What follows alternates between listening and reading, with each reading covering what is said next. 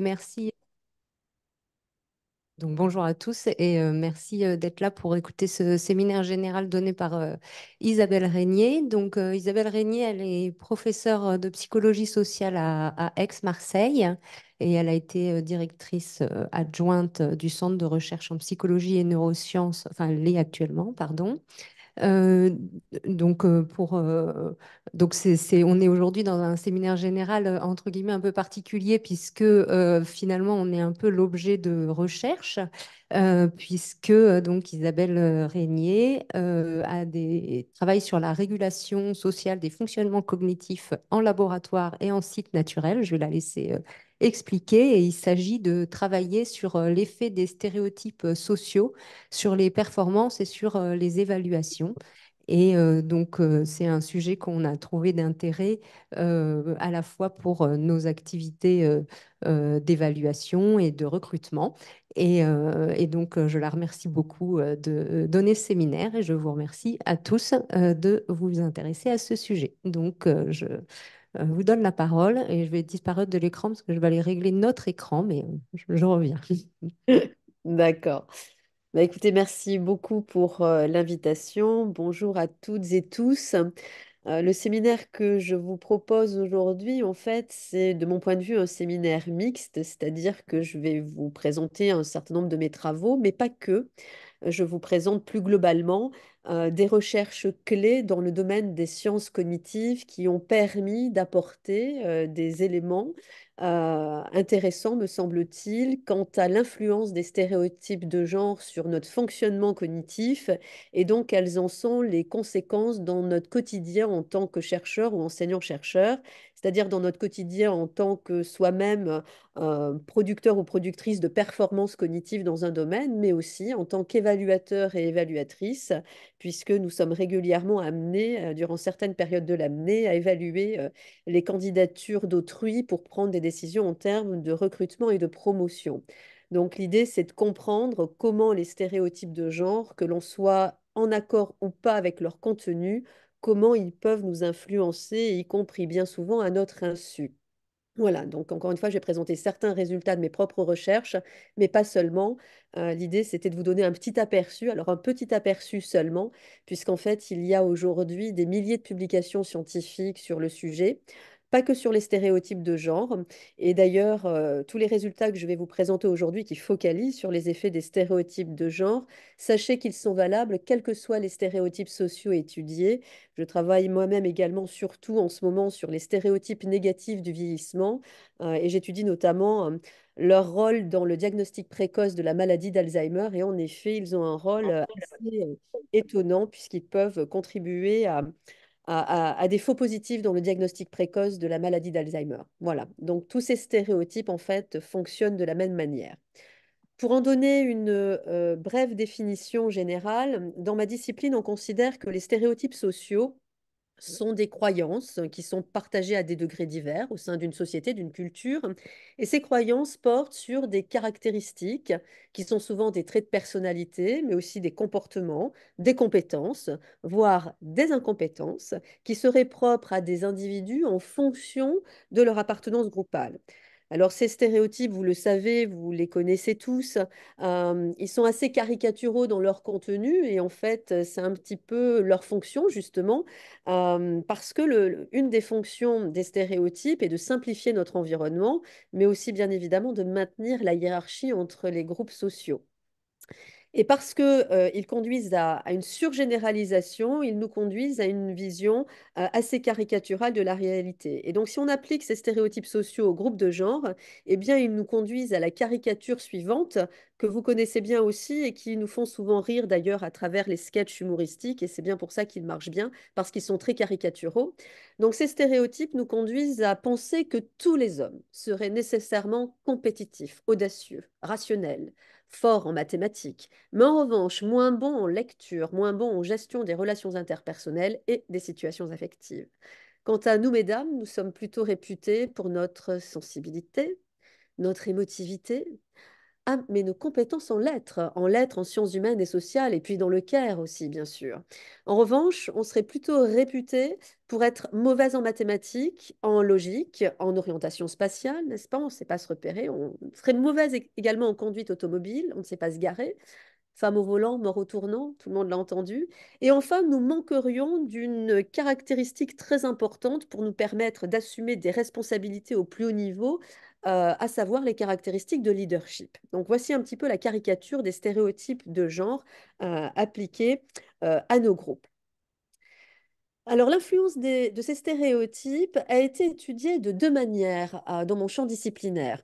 Il y a un premier ensemble de travaux qui s'est attaché à comprendre comment ces stéréotypes, donc ici les stéréotypes de genre, pouvaient influencer les personnes qui en sont les cibles dans leur fonctionnement cognitif. Et là, les travaux, connus sous le nom d'effet de menace du stéréotype, ont montré que ces stéréotypes sont puissants au point de conduire les personnes qui en sont les cibles à sous-estimer leur niveau de compétence dans le domaine qui est ciblé par le stéréotype.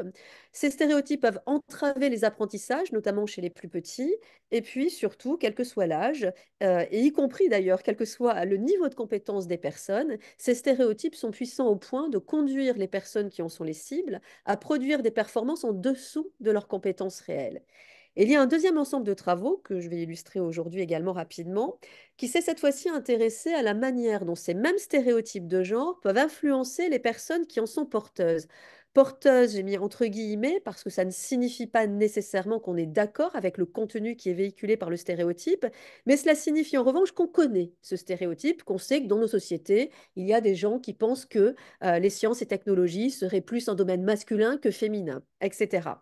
Eh bien, le fait de connaître ce stéréotype, eh bien, fait que ce stéréotype devient une information comme tant d'autres, stockée en mémoire à long terme et ainsi soumis au fonctionnement très mécanique de notre mémoire. Et là, les travaux, connus sous le nom d'effets de biais de genre ou de discrimination, ou encore souvent de biais implicites, ont permis de montrer et de comprendre comment ces stéréotypes peuvent conduire les évaluateurs et les évaluatrices eh bien, à émettre des décisions biaisées au moment des recrutements et des promotions. Il y a un point commun à ces deux ensembles de travaux pour comprendre l'influence de ces stéréotypes. Ce point commun, c'est que l'influence de ces stéréotypes passe par leur activation automatique en mémoire. Je voudrais vous proposer un petit jeu pour que vous compreniez ce que signifie une activation automatique en mémoire. Alors, bien sûr, vous gardez vos micros fermés parce que sinon, il y aura des interférences, mais je vous demande, si cela vous est possible là où vous êtes en ce moment, de répondre le plus rapidement possible à haute voix. Et ce que vous devez faire est la chose suivante. Vous allez voir apparaître au centre de l'écran des stimuli qui vont défiler un par un. Ces stimuli sont dans une couleur de l'encre spécifique. Alors, les couleurs sont très basiques. Il va y avoir noir, jaune, vert, rouge et bleu. Hein, il n'y a pas plus compliqué que ça. Et vous devez le plus rapidement possible, donc, prononcer la couleur de l'encre dans laquelle le stimulus apparaît à l'écran. Il faut vraiment répondre très très vite. Normalement, les temps de réponse sont mesurés en millisecondes. Voilà. On y va? C'est parti. Donc, à haute voix, le plus vite possible et surtout, sans vous tromper. C'est parti.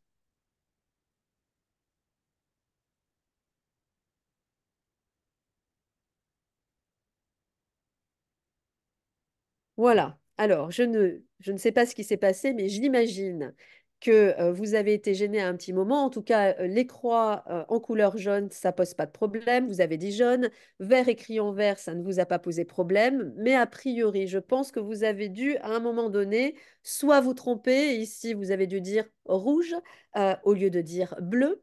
Pourquoi? Eh bien, parce que vous êtes ce que l'on appelle des normolecteurs. Ça veut dire que vous avez, et ce qui est heureux, automatiser l'activité de lecture, hein, ce qui nous facilite bien la vie au quotidien.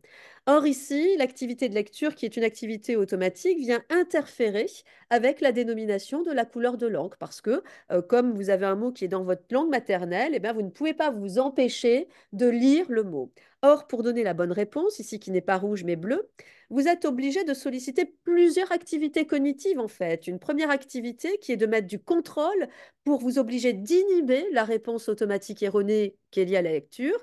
Ensuite, sélectionner la bonne réponse qui est la couleur de l'encre, bleue, se focaliser sur sa dénomination et la donner.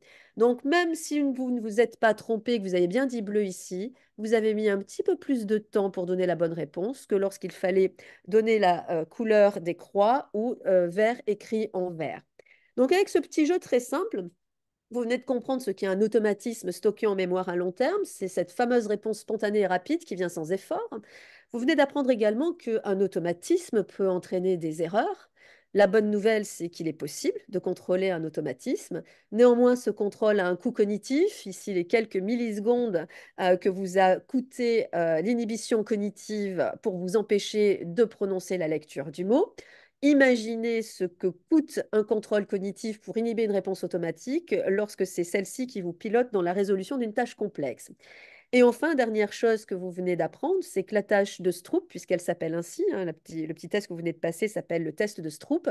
Eh bien, le test de Stroop étant maintenant terminé, même si vous avez été capable de contrôler votre activité automatique de lecture, vous êtes néanmoins toujours des normolecteurs, ce qui est heureux aussi. L'activité de lecture est toujours une activité automatique. Par conséquent, ce n'est pas parce qu'on est capable de contrôler un automatisme en mémoire qu'on enlève cet automatisme de la mémoire. Eh bien, avec les stéréotypes, c'est exactement la même chose. Les stéréotypes, ce sont des associations automatiques entre des groupes particuliers, un certain nombre de caractéristiques. S'agissant du stéréotype de genre en sciences et technologies, eh bien, c'est le fait d'associer automatiquement tout ce qui est sciences et technologies aux hommes plutôt qu'aux femmes. Et tout ceci, bien sûr, est la résultante de notre exposition dans notre environnement depuis notre plus tendre enfance à toutes ces informations. Donc, je commence par quelques exemples d'études sur l'effet de menace du stéréotype. Alors, ces études nous viennent des États-Unis, d'un chercheur qui s'appelait Claude Steele, un chercheur en psychologie sociale, qui s'est intéressé au départ à l'effet des stéréotypes négatifs vis-à-vis des Afro-Américains. Et selon ce chercheur, ces stéréotypes pourraient conduire à une baisse de performance chez les individus dès lors que ceux-ci se trouvent dans une situation d'évaluation à fort enjeu et où ils peuvent craindre de confirmer, que ce soit à leurs propres yeux ou aux yeux d'autrui, eh bien, les caractéristiques négatives véhiculées par le stéréotype dont ils sont la cible. Si on résume son raisonnement, Claude Steele considère qu'à chaque fois qu'un individu se trouve donc dans une situation évaluative à fort enjeu, où le domaine de compétence qui est évalué est le domaine qui est l'objet du stéréotype négatif, donc par exemple les tests d'intelligence pour les Afro-Américains, ou les tests de mathématiques, d'informatique ou de physique pour les femmes, ou les tests de lecture pour les garçons, eh bien ces individus se trouvent dans une situation de menace du stéréotype. Ça signifie que le test en question, la situation de test dans laquelle ces personnes se trouvent, active automatiquement le stéréotype négatif dont ils sont la cible. Cette activation automatique s'accompagne de pensées négatives, puisque le stéréotype véhicule des attentes d'échec ou de mauvaise performance. S'ensuit bien sûr une exacerbation du processus d'évaluation, de la peur de l'échec et donc du stress qui accompagne tout ceci. Tout ceci est détecté par un module spécifique de notre mémoire qui s'appelle la mémoire de travail. La mémoire de travail, c'est cette partie de notre mémoire que l'on sollicite pour résoudre des tâches complexes. Et face à la résolution de tâches complexes, la mémoire de travail a fait plusieurs choses à la fois. D'une part, elle essaye de chercher dans notre mémoire à long terme toutes les connaissances antérieurement acquises et les stratégies de résolution de problèmes acquises pour voir celles qui collent et qui ne collent pas avec les données du problème à résoudre. Tout ce qui ne colle pas avec les données du problème à résoudre est identifié comme étant des informations non pertinentes et auquel cas un processus de suppression se met en route pour éviter que ces informations non pertinentes ne viennent gêner le processus de résolution de problème qui consiste donc à appliquer les connaissances et les stratégies de résolution qui, elles, sont pertinentes avec les données de problème. Et il se trouve que les pensées interférentes qui tournent en boucle du fait de l'activation automatique du stéréotype négatif en mémoire sont détectées comme étant des informations non pertinentes et un processus de suppression se met en route, le même que vous avez utilisé tout à l'heure pour vous éviter de prononcer le mot écrit et donc de vous tromper dans la tâche de Stroop. Le souci, c'est que lorsque la tâche à résoudre est très complexe, eh bien, vu qu'une partie de notre mémoire de travail est allouée à faire autre chose que la résolution de la tâche complexe, à savoir gérer les pensées interférentes, activer automatiquement mémoire du fait de l'effet de menace du stéréotype, eh bien, la conséquence, c'est une contre-performance, c'est-à-dire une performance en dessous de notre potentiel. La première démonstration de cet effet appliqué au domaine des mathématiques a été publiée en 1999 par Spencer, Steele et Quinn. Le test standardisé de mathématiques qui a été utilisé pour l'occasion n'était pas anodin. C'est un des fameux tests standardisés qui est utilisé aux États-Unis pour la sélection des étudiants et des étudiantes à l'entrée de l'université, mais aussi pour sélectionner les meilleurs étudiants dans les classes de mathématiques avancées. Ce test-là a été proposé à des étudiants et des étudiantes de l'université de Stanford, sélectionnés pour leur appétence vis-à-vis des mathématiques. Le même test, donc très complexe de maths, a été proposé à l'ensemble de ses participants et à ses participantes. Dans tous les cas, il a bien été présenté comme un test de mathématiques très complexe qui allait permettre d'évaluer les compétences en mathématiques. Mais à la moitié des participants et des participantes, une petite phrase a été rajoutée qui expliquait que sur le test de mathématiques qui allait arriver dans quelques instants, il n'y avait pas de différence de performance entre hommes et femmes. Avec cette simple phrase, les auteurs cherchaient à rendre le stéréotype non pertinent sur le test en question pour éviter justement de stresser les femmes et donc de leur permettre de se concentrer pleinement sur le test. Résultat. Sur l'axe des abscisses, vous voyez les deux consignes qui accompagnent la présentation du test. Je rappelle le même pour tout le monde. En bleu, vous aurez les performances des femmes, en orange, les performances des hommes. En conditions dites standards, c'est-à-dire lorsque le test est simplement présenté pour ce qu'il est, test très complexe de mathématiques, comme vous le voyez, les performances des femmes sont significativement inférieures aux performances des hommes. En revanche, lorsque la consigne de falsification est utilisée, cette différence de performance disparaît entre hommes et femmes. Je vous laisse apprécier la différence de performance chez les femmes entre les deux groupes selon que la petite phrase de falsification a été prononcée ou pas. Il ne vous aura pas échappé non plus qu'il semble y avoir une légère baisse de la performance des hommes.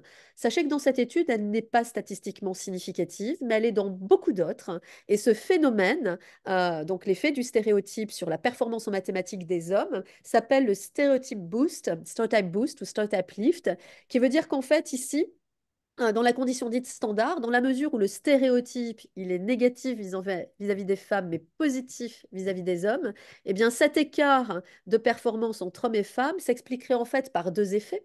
Un effet de menace du stéréotype, à savoir que le stéréotype négatif empêche les femmes de produire une performance à hauteur de leur performance réelle, donc détériore leur performance. En revanche, ce même stéréotype, puisqu'il est bénéfique, favorable aux hommes, il les place dans une situation comparative plutôt favorable, ce qui finalement leur permet d'obtenir, d'être très confortable dans la situation, d'être beaucoup moins stressé et d'obtenir une meilleure performance comparativement à la situation où ils perdent ce léger avantage du fait de la phrase de falsification.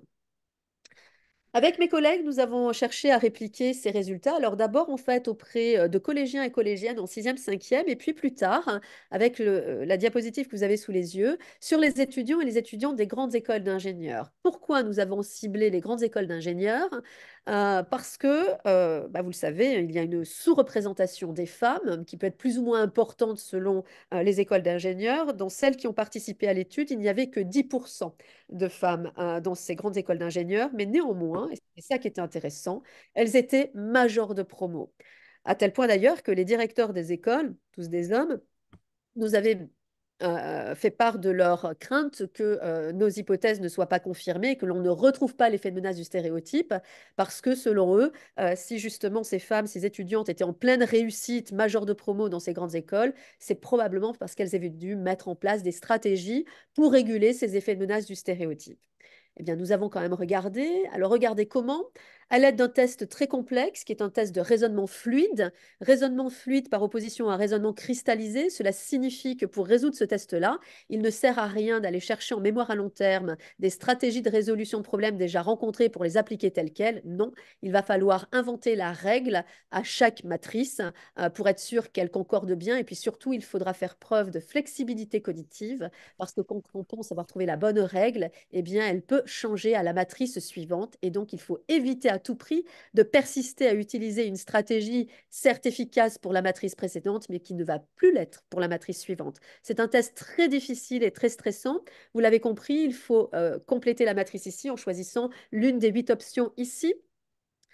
Donc, plus d'une centaine d'étudiants et étudiantes ont participé à cette étude. Pour tout le monde, le test était présenté comme un test très complexe de raisonnement logique, mais à une moitié des étudiants et des étudiantes, la petite phrase de falsification était rajoutée, précisant qu'il n'y avait pas de différence de performance entre hommes et femmes sur ce test.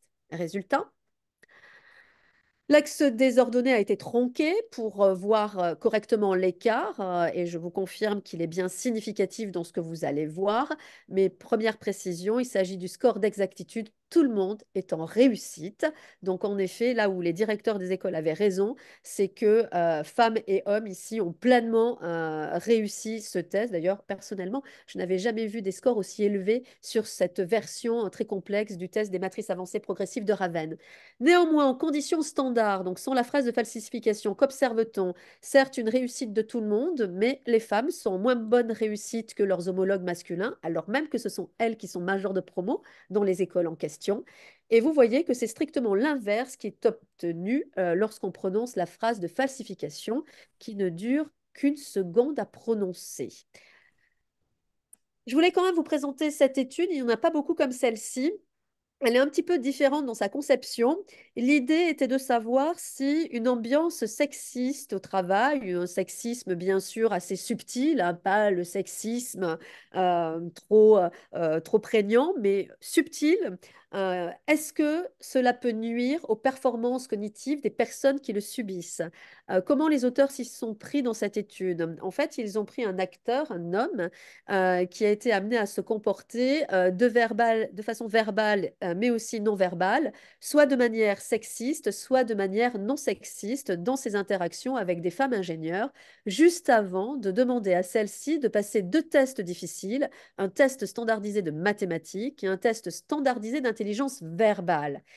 Ces deux types de tests, c'est extrêmement intéressant dans l'étude. Pourquoi? Parce que le test standardisé de mathématiques évalue des compétences qui sont la cible du stéréotype négatif en lien avec le sexisme, alors que le test d'intelligence verbale n'est pas un test de mathématiques et donc il n'est pas la cible du stéréotype négatif envers les femmes. Résultat, eh bien, lorsque les femmes ont subi une interaction sexiste avant de faire les deux tests, eh bien, leur performance au test de mathématiques, donc qui est en lien avec le stéréotype de genre qui leur est défavorable, eh bien, elles sont gênées dans leur performance par rapport à celles qui n'ont pas subi d'interaction sexiste, alors que vous le voyez, il n'y a pas d'effet des interactions sexistes sur la performance au test qui mesure une compétence qui est sans lien avec le stéréotype négatif à l'encontre des femmes. Je ne pouvais pas terminer cette partie sans vous présenter cette étude. Les hommes peuvent-ils devenir nuls en mathématiques? Alors bien sûr, c'est une caricature voulue, volontaire. Euh, Qu'est-ce que les auteurs ont voulu faire ici? Ils ont voulu savoir si l'effet de menace du stéréotype s'observait uniquement sur les individus qui appartiennent à des groupes qui ont une longue histoire de stigmatisation dans leur société, ou bien est-ce que finalement tout individu peut faire l'objet d'un effet de menace du stéréotype dès lors que la situation s'y prête, c'est-à-dire dès lors que la situation est de nature à activer un stéréotype négatif momentanément vis-à-vis de son groupe d'appartenance. Pour tester leur hypothèse, les auteurs se sont mis dans la configuration la plus défavorable pour trouver un effet de menace du stéréotype. En effet, ils ont sélectionné des étudiants qui ne sont pas du tout l'objet d'un stéréotype négatif habituellement au quotidien dans leur société, à savoir les hommes blancs, riches, forts en maths de l'université de Stanford. À ces hommes, ils leur ont lancé un défi. Est-ce que vous voulez venir au laboratoire pour résoudre un test de maths très difficile? Pas de problème. Ils font la queue devant le laboratoire. Et là, évidemment, avant de les amener à faire le test, ils font croire à la moitié d'entre eux que dans la salle d'à côté, il y a des Asiatiques qui vont passer le même test de maths qu'eux et que leurs performances vont être comparées. Or, comme vous le savez, il existe un stéréotype bien connu, notamment aux États-Unis, selon lequel les Asiatiques seraient meilleurs en maths que les Occidentaux. Résultat, eh bien, dans la condition standard, c'est-à-dire sans qu'il ne soit fait mention d'une soi-disant présence des Asiatiques, eh bien, nos étudiants américains forts en maths, en effet, réussissent très bien le test de maths, puisque 9,6 ici d'exercice correctement résolu, c'est excellent. En revanche, lorsqu'on leur fait croire qu'ils vont être comparés à des Asiatiques, eh bien, nos Américains forts en maths perdent 3 points. Et évidemment, la différence est statistiquement significative. Donc oui, n'importe quel individu peut subir l'effet de menace du stéréotype dès lors que la situation s'y prête. L'effet de menace du stéréotype est un effet de contexte qui peut empêcher les individus de produire des performances à hauteur de leurs compétences réelles. Maintenant, je voudrais illustrer la deuxième partie de l'influence des stéréotypes, celle qui porte sur nous en tant qu'évaluateurs et évaluatrices dans nos processus décisionnels.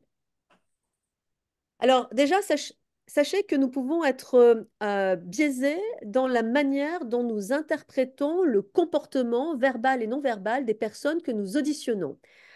Cet effet est connu sous le nom d'effet backlash. L'effet backlash est un effet sanction vis-à-vis des personnes qui ne se comporteraient pas conformément aux attentes prescrites par leur groupe d'appartenance. Cet effet est valable pour n'importe quel type de groupe.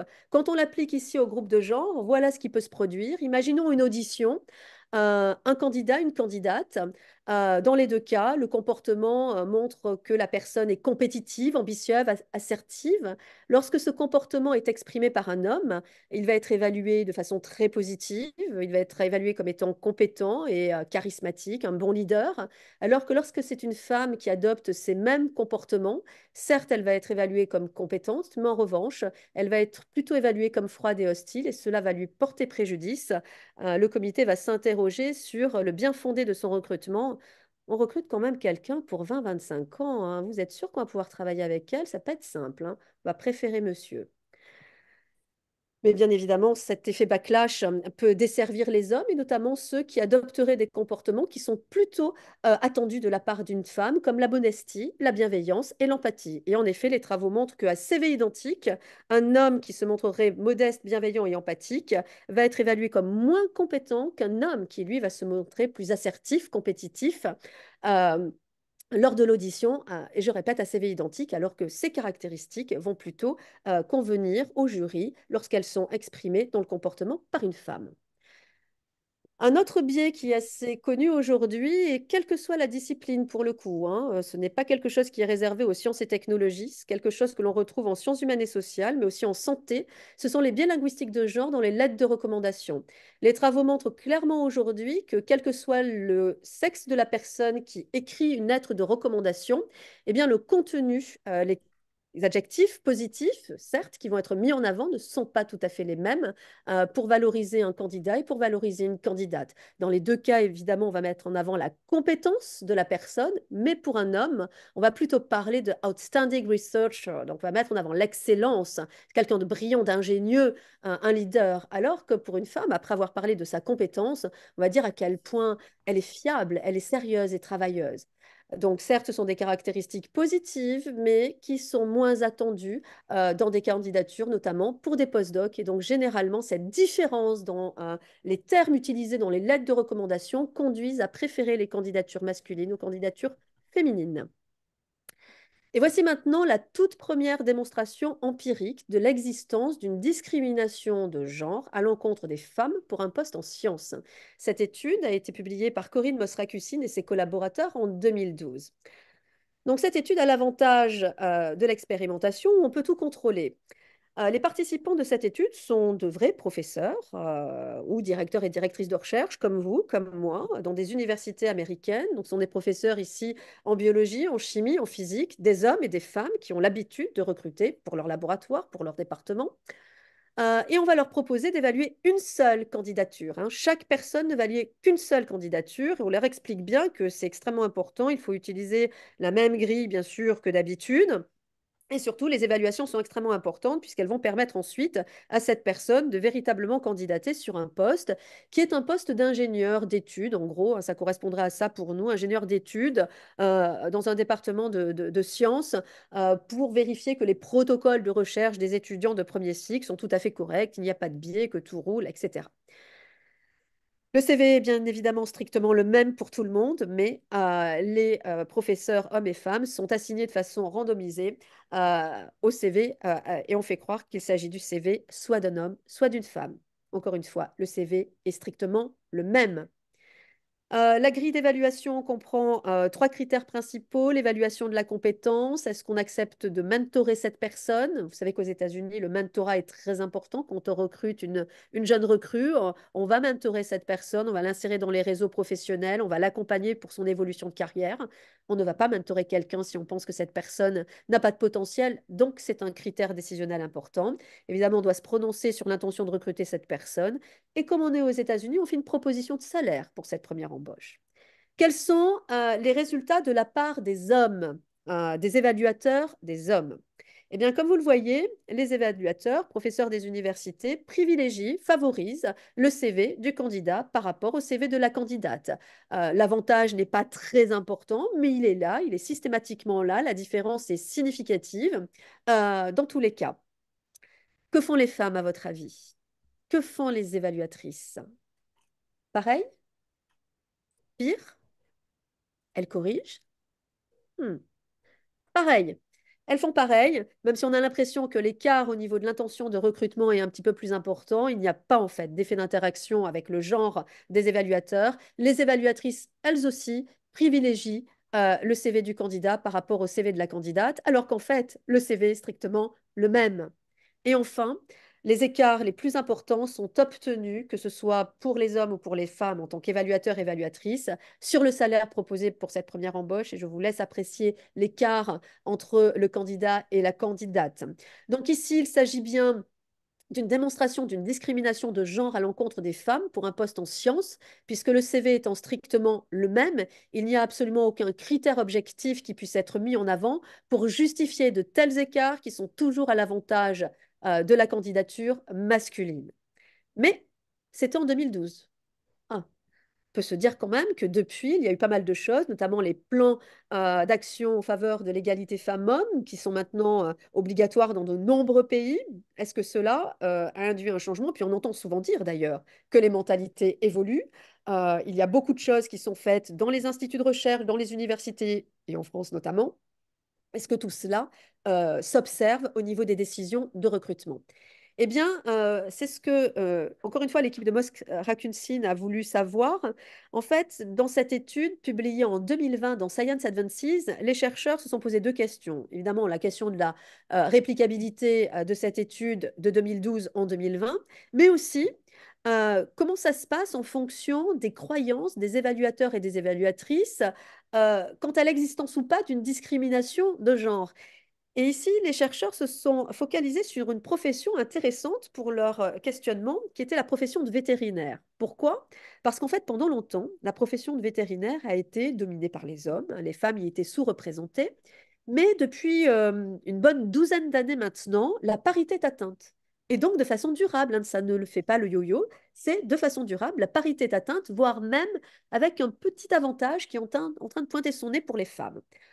Donc, les RH, les vrais recruteurs hein, qui ont l'habitude de faire des recrutements dans cette profession-là, ont participé à cette étude et ont été interrogés à un moment donné justement sur leur opinion vis-à-vis du lien entre parité et discrimination de genre. Eh bien, premier résultat que je vous donne tout de suite à l'oral, eh bien, les hommes comme les femmes recruteurs, ici dans l'étude, il y avait plus de 350 recruteurs, eh bien, il y a eu une moitié d'entre eux, indépendamment de leur genre, qui ont déclaré, bah, s'il y a la parité depuis autant d'années, c'est qu'il n'y a plus de discrimination de genre à l'encontre des femmes. C'est un peu mécanique quand même.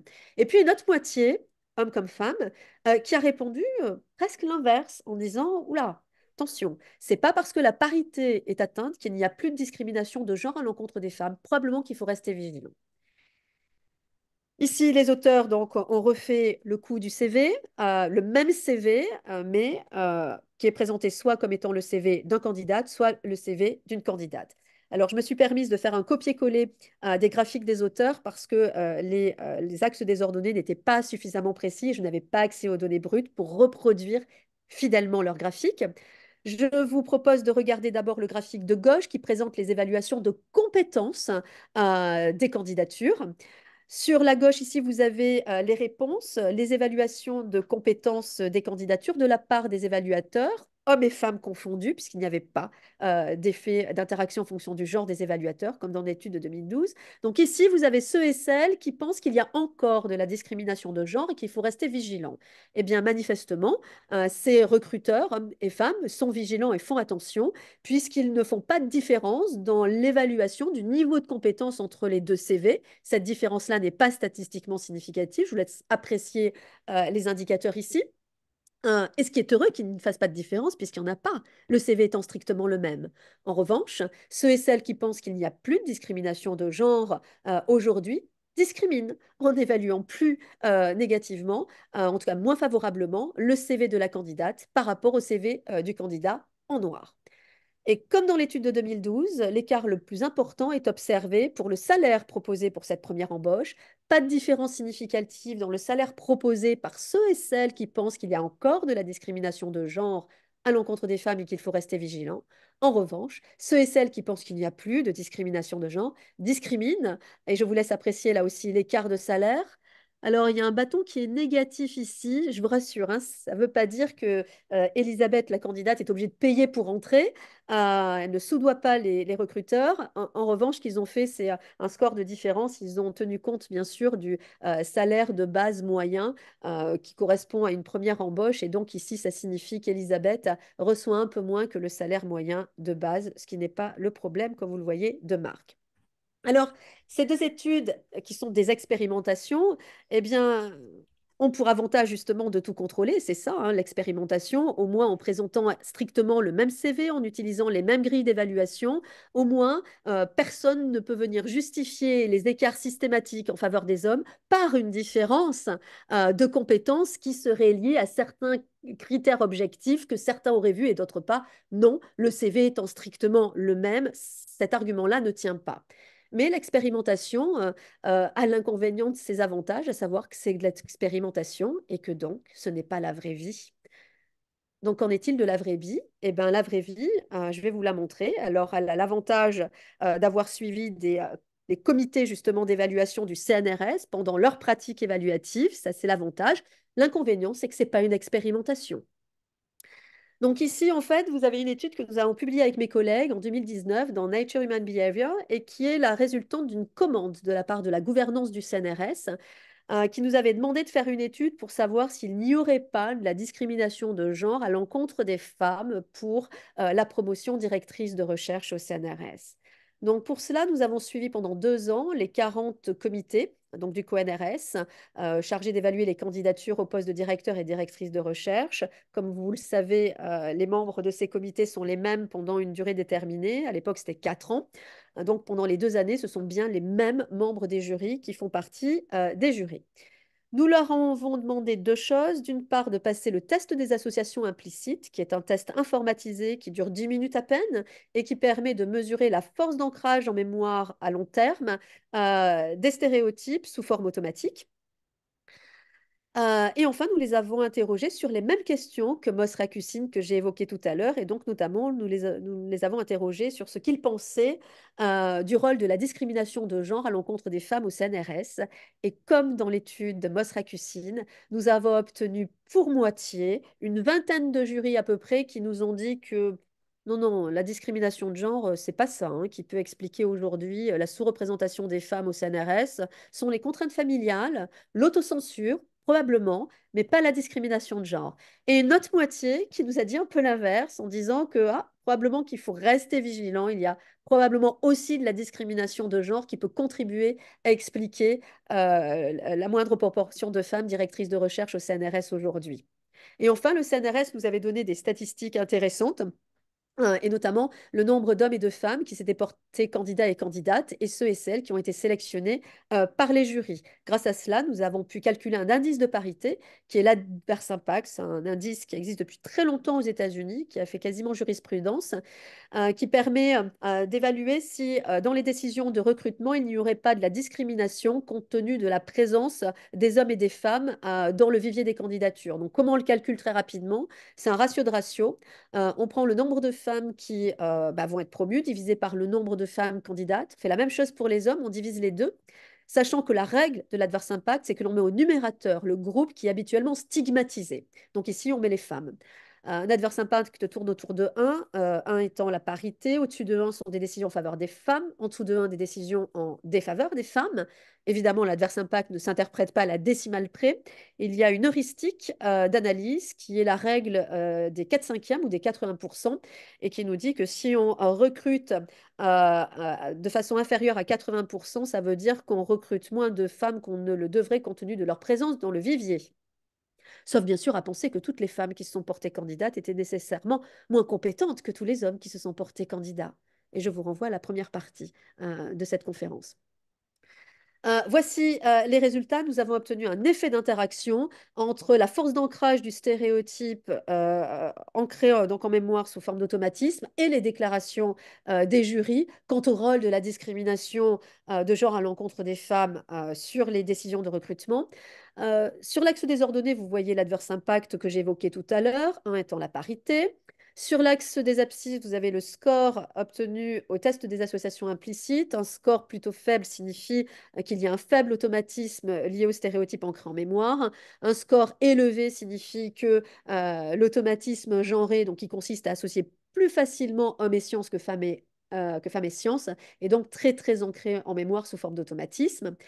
Le jeu des couleurs, la légende, donc en bleu, vous allez découvrir les décisions de promotion DR de la part des comités qui minimisent l'existence d'une discrimination de genre à l'encontre des femmes. Et en orange, vous allez découvrir les décisions de promotion DR de la part des jurys qui considèrent qu'il y a probablement de la discrimination de genre à l'encontre des femmes et qu'il faut rester vigilant.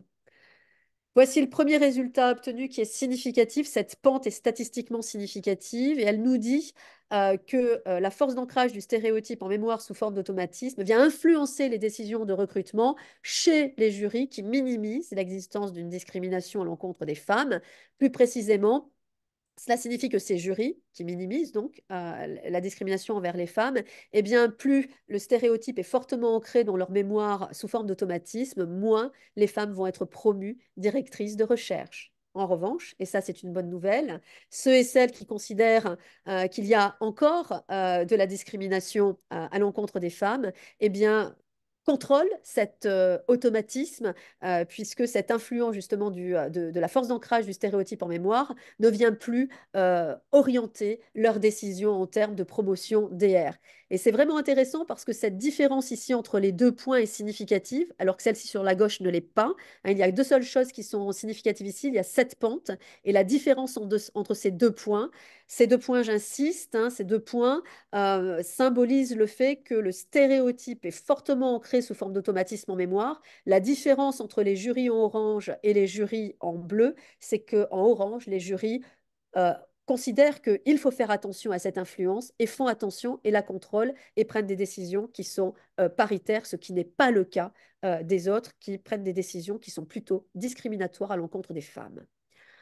Sur la base de l'ensemble de ces résultats, et vraiment je vous en ai montré qu'une toute petite partie, eh bien en fait, les collègues en sciences cognitives partout dans le monde se sont un peu réunis et sont arrivés aux mêmes décisions finalement, au même constat qu'il était nécessaire de mettre en place des actions sur la base des résultats de la recherche, parce que bah oui, l'égalité femmes-hommes, c'est pas uniquement une question de politique, c'est pas uniquement une question d'engagement, c'est pas uniquement une question de militantisme, c'est aussi une question scientifique avec une expertise sur le sujet. Il est quand même intéressant de s'interroger sur les conditions d'efficacité des actions à mettre en œuvre.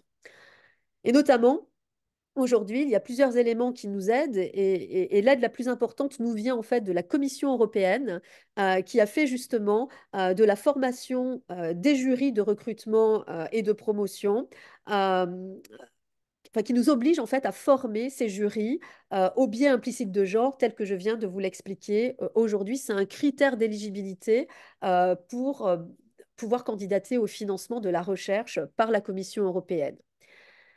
Et donc, tous ces chercheurs sont arrivés aux conclusions suivantes. Pour lutter contre les biais de genre, notamment dans les jurys en charge des décisions de recrutement et de promotion, eh bien, la première étape, c'est de faire prendre conscience à leurs membres de ces comités que les biais existent, les biais de genre sous forme d'automatisme existent. La deuxième étape, il faut faire comprendre à l'ensemble de ces membres comment ces biais automatiques fonctionnent en mémoire pour nous influencer. Et comment se produit donc cette influence pour ensuite que tout le monde soit bien en alerte aux différentes phases de recrutement. Et ces différentes phases commencent par la rédaction des profils de poste, faire attention à ce que la rédaction ne soit pas trop genrée pour décourager certains groupes, un groupe de genre par rapport à l'autre, et parfois ça peut être les hommes ou parfois ça peut être les femmes. Faire attention à l'évaluation des dossiers de candidature, à la rédaction des sujets d'examen ou de concours, et puis bien sûr à la manière dont on auditionne les candidats et les candidates. Et donc tout cela pour réguler la discussion entre les membres des jurys et bien sûr standardiser les critères d'évaluation.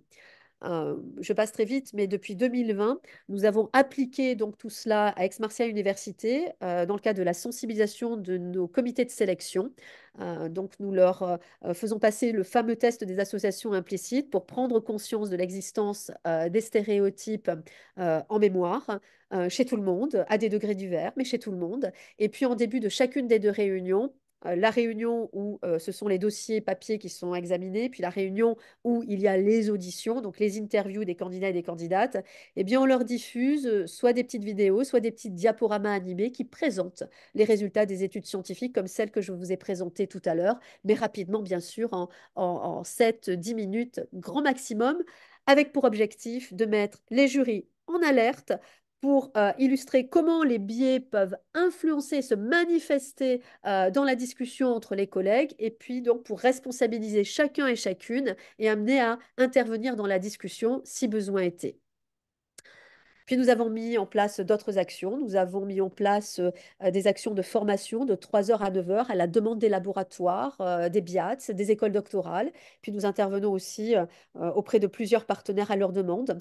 Nous accompagnons aussi les laboratoires dans l'élaboration de sondages d'enquête sur les violences sexuelles et sexistes. Nous le faisons depuis 2021 et nous recevons de plus en plus de demandes sur le sujet.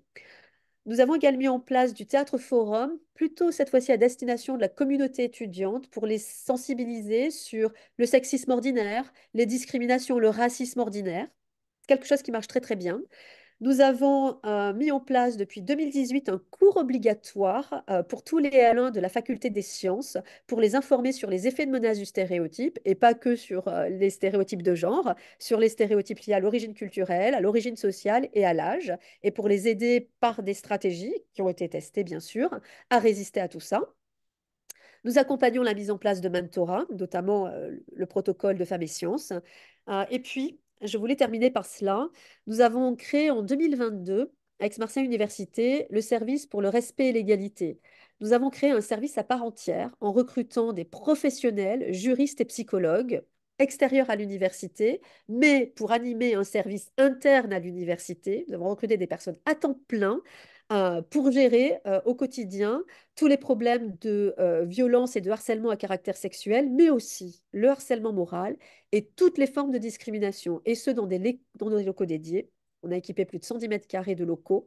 Mais c'est une équipe également qui est mobile, qui est trilingue. Nous avons 10 000 étudiants étrangers.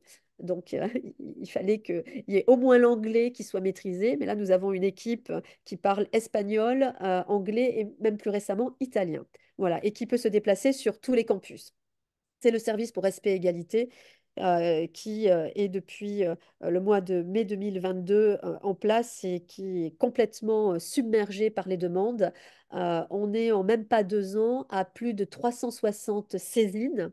Alors qu'avant la création de ce service, on avait, comme pratiquement toutes les universités, un dispositif aussi de signalement qui était en place depuis fin 2016, mais qui reposait juste sur une personne qui était une enseignante-chercheur, juriste, qui bénéficiait de 64 heures équivalent TD pour assumer cette charge supplémentaire par rapport au reste de ses missions de recherche et d'enseignement. Et ça ne marchait pas du tout.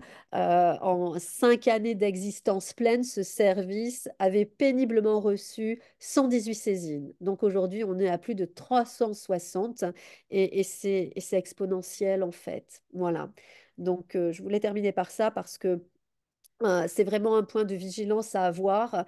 Il y a dans nos universités, il y a dans nos instituts de recherche des comportements inappropriés qu'il nous faut gérer au mieux pour faire en sorte que tout le monde, communauté étudiante et communauté des personnels, puisse travailler au quotidien de façon tout à fait sereine. Voilà, je vous remercie pour votre attention et je suis à vous pour les questions. Merci beaucoup.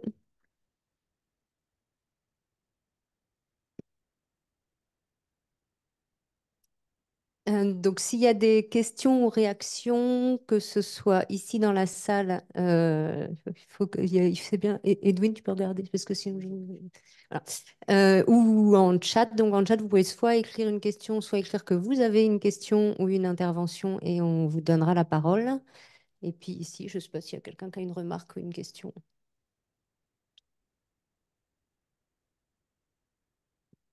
Alors, je me déplace parce que c'est ici.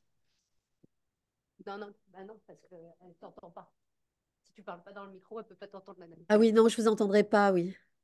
Alors, vous avez parlé des stratégies pour lutter contre ces biais implicites. Je ne sais pas si vous pouvez en dire quelques mots. Oui, oui, oui. Alors, il y a des stratégies bien sûr différentes selon qu'on parle de la première partie de ma présentation qui concernait l'effet des stéréotypes, l'effet de ces biens implicites sur les performances cognitives et donc notamment pour les étudiants, même pour nous-mêmes quand on est en situation d'évaluation.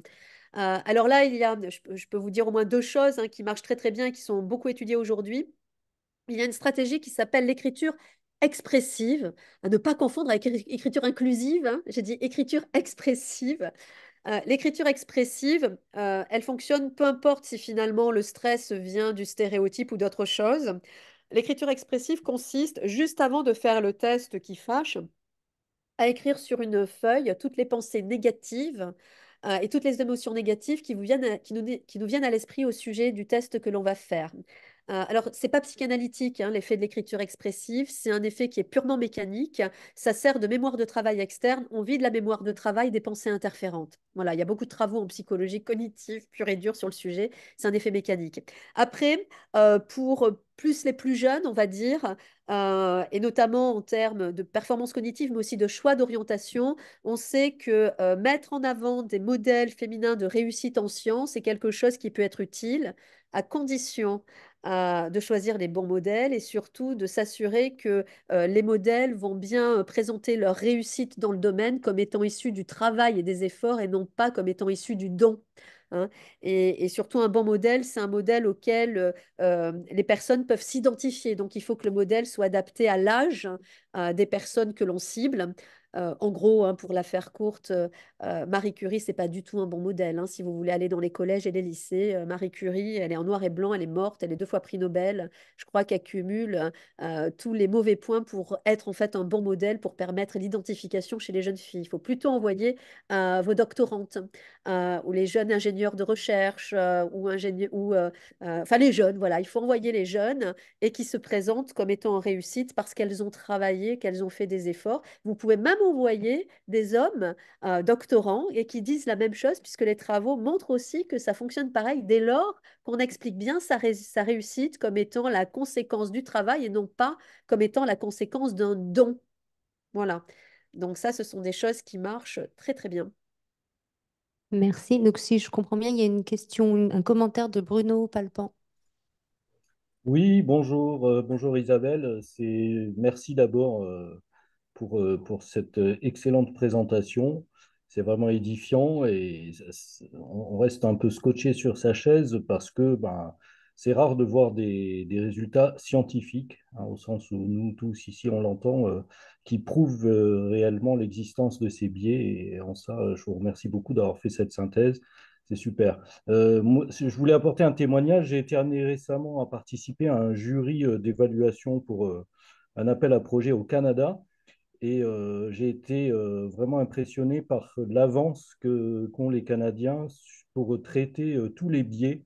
Et en fait, ils sont très sensibilisés à ça, en particulier avec leur problème de nation première et Oui, de discrimination. Et du coup, ils ont englobé énormément de biais de discrimination, à tel point que pour être membre d'un tel jury, ils demandent aux participants au jury de se former avec des formations en ligne et de passer des tests. Et bon, moi, je croyais être bien affûté sur la plupart de ces choses-là. Et j'ai eu l'impression d'être de m'auto, m'auto constater, disons, mon propre biais. C'était pas sur un biais de genre, mais c'était sur un biais de provenance des candidats.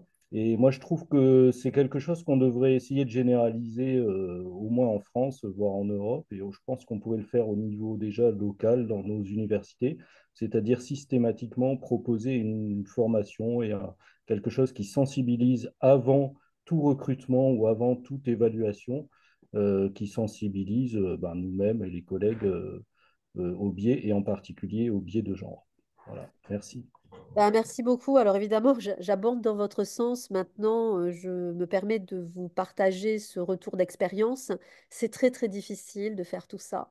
Je suis vice-présidente depuis 2020 et j'ai été renouvelée dans mon mandat avec la réélection du président Éric Berton. Je continue parce que bon, je trouve que c'est intéressant. Puis, euh, franchement, pour une fois qu'on demande à des scientifiques sur le sujet d'intervenir pour mettre en place des actions adossées aux résultats de la recherche, je ne pouvais pas refuser. Mais en fait, c'est extrêmement difficile parce que les trois quarts des collègues sont totalement résistants à tout ça, hommes comme femmes, hein, peu importe le genre des collègues. Euh, les collègues ont du mal à considérer qu'il puisse être biaisé. Et en fait, comme on est en France, de toute façon, on n'arrive pas à rendre tout ça obligatoire. On ne peut pas le rendre obligatoire. C'est voilà, tel que la loi est faite en France, on ne peut pas rendre ce genre de formation obligatoire. Donc, on est obligé de laisser au bon vouloir des collègues. Et en fait, les collègues qui acceptent de passer, par exemple, des modules d'auto-formation comme ça, ou qui acceptent de se prêter au jeu de l'action de sensibilisation, notamment que je propose à Aix-Marseille Université, ce sont déjà des collègues qui sont sensibilisés au sujet, mais ceux et celles qui considèrent que tout ça, c'est vraiment pas important, c'est vraiment pas intéressant et qu'il n'y a pas de sujet, passent complètement euh, dans les trous du filet, quoi. Donc, c'est très, très compliqué, vraiment. Une J'ai pas la intervention. réponse, hein. Pardon. Malheureusement, j'ai pas la réponse, hein. J'ai pas la solution, en tout cas. De monsieur ou madame Bélan. Oui. Oui, bonjour, c'est madame, effectivement. Non. Je, Ah, euh, pardon, je ne vous vois pas. voilà, ça y est. Ah, ça y est, c'est bon. Bonjour, effectivement, merci pour cette présentation et je pense que c'est important de faire ce genre d'intervention. Bon, je fais beaucoup de jurys de recrutement, notamment parce que on a imposé qu'il y ait la parité, donc les femmes au cadre A sont fortement sollicitées, ce que je fais volontiers parce que je pense que si on ne le fait pas, les choses ne changeront pas. Il faut vraiment être proactif et proactive entre nous. Et en fait, je voulais intervenir parce que j'ai été en contact avec une collègue irlandaise qui m'a l'Irlande a mis en place en fait un très gros programme pour essayer de modifier la tendance et d'obtenir en fait un recrutement paritaire au niveau des sciences et qui a été visiblement, d'après les infos que j'ai, très efficace. Oh, Donc j'ai échangé avec elle et elle m'a donné quelques contacts que je peux vous transférer parce que volontiers. d'après ce que nous avions échangé toutes les deux, c'était l'an dernier, il y avait vraiment eu donc une attitude proactive, notamment de systématiquement recruter de préférence des femmes à des postes à responsabilité. C'est un élément que j'ai retenu comme ça. Et en fait, qui apparemment chez eux a été efficace. Donc voilà, je pense que ça peut être intéressant de Irlande, Union européenne, pas UK, je pense. D'accord. Ok. Ouais. Et je veux bien les contacts, s'il vous plaît. Voilà, bah, je vais le faire là juste après, vous l'envoyer. Donc, je pense qu'il y a enfin voilà, il y a des choses qui sont mises en œuvre, mais moi, je suis d'accord avec vous. C'est difficile sans doute, mais faut continuer à le faire, sinon ça ne changera jamais. Tout à fait. Et Et comme vous dites, notamment les irréductibles qui pensent que tout est réglé. Non, c'est pas vrai. On le voit au quotidien, à plein de niveaux. Le ah, travail d'une femme est toujours moins bien considéré que celui d'un homme. Enfin, j'ai des tas d'exemples je vais pas en donner trop parce que on risquerait d'identifier certains de mes collègues. Mais voilà, enfin, moi, je l'ai vu à des tas de niveaux, en comité de, je ne sais pas si j'ai fait partie, si mon comité a fait partie de l'étude que vous avez publiée, puisque j'étais au co-CNRS jusqu'à l'an dernier, depuis entre 2016 et 2022, donc je ne sais pas. Mais voilà, c'est clair que pour qu'il n'y ait pas de différence, il faut être proactif et il faut le rappeler régulièrement. On entend des choses, une femme est promue, c'est pas possible qu'elle ait un meilleur dossier que le mien. Et c'est un homme qui le dit. Mm. Enfin voilà, c'est des choses enfin, qui sont à peine, comment dire, qu'on peine à croire, mais qui existent. Voilà. Mais donc, je vous envoie à suivre D'accord, volontiers. Merci les beaucoup. informations. Merci beaucoup. Merci. Enfin, sauf si Isabelle voulait rajouter quelque chose, il y a Pascal Launois qui avait une remarque ou une question. J'ai une question. Donc, vous notez qu'il y a trois quarts des personnes. Vous m'entendez? Oui, mais par contre, j'arrive pas à vous voir sur le Ah panneau. non, Je dois attendez, pas, ben, c'est je dois pas possible être de sur la me bonne voir. page. Voilà. Ah, ça y est, c'est bon, je vous vois. Oui, vous notez qu'il y a trois quarts des personnes qui reconnaissent pas un biais, donc qui peuvent pas être touchées par votre approche. Qu'est-ce que vous pensez de l'approche qui consiste à imposer des quotas? Alors, bon, globalement, là où les quotas ont été imposés, parce que vous le savez qu'ils ne peuvent pas être imposés partout de toute façon, et ils ne le seront pas imposés partout. Là où ils le sont imposés, je pense que c'était nécessaire parce que sinon on ne changera pas. Par contre, ce n'est pas suffisant. Et je trouve que le problème aujourd'hui, c'est que les quotas, lorsqu'ils sont imposés, ils ne sont pas expliqués. Et ça pose plusieurs problèmes justement parce que quand on ne les explique pas, les quotas, eh bien, ça peut conduire derrière à des choses contre-productives et notamment à penser que ce que certains ou certaines appellent la discrimination positive, je vous dis ce gros mot, mais en fait, je le déteste, hein, ça n'existe pas la discrimination positive. Ça n'a pas de sens de rajouter positif à côté de discrimination. Mais en tout cas, on entend beaucoup ce terme par des hommes et aussi par des femmes pour dire que les quotas, c'est dramatique parce que dès qu'une femme se retrouve justement nommée dans ce genre de comité, de conseil d'administration ou autre, eh bien, c'est tout de suite finalement l'incompétence qui est mise en avant. C'est nécessairement une femme incompétente qui a été nommée parce que simplement on avait besoin de femmes. Mais personne, bien sûr, va s'interroger sur la compétence des hommes qui sont déjà en place hein, dans ces comités. Voilà. Donc, je pense qu'il faut accompagner les quotas. On a besoin des quotas, mais il faut les accompagner d'explications et notamment des résultats scientifiques que je vous ai montrés pour justifier justement la nécessité de recourir aux quotas. Pas seulement, on s'en sortira pas que avec les quotas, mais on en a absolument besoin parce que sinon, on n'y arrivera jamais. On n'y arrivera Merci jamais. beaucoup. Voilà. Merci.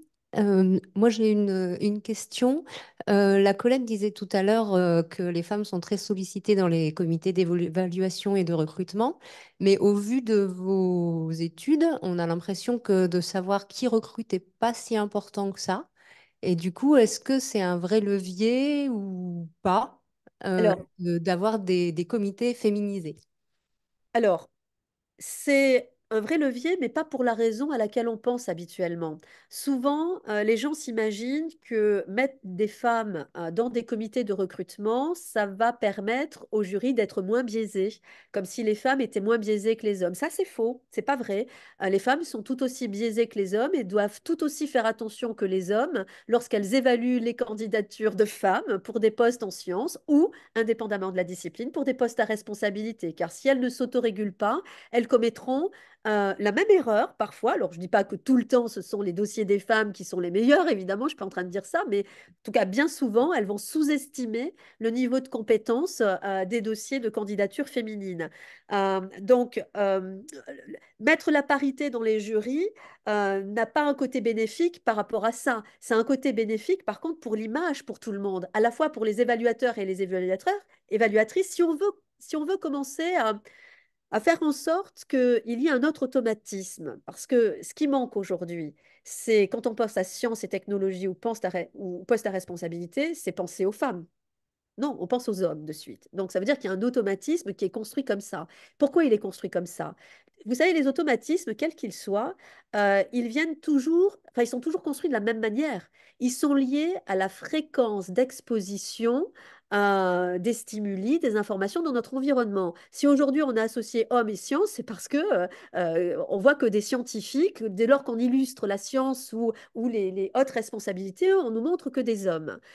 Il faut commencer à aller aussi vers le complément, c'est-à-dire l'autre partie de la population qui peut avoir les mêmes positions, avoir les mêmes compétences et faire les mêmes choses.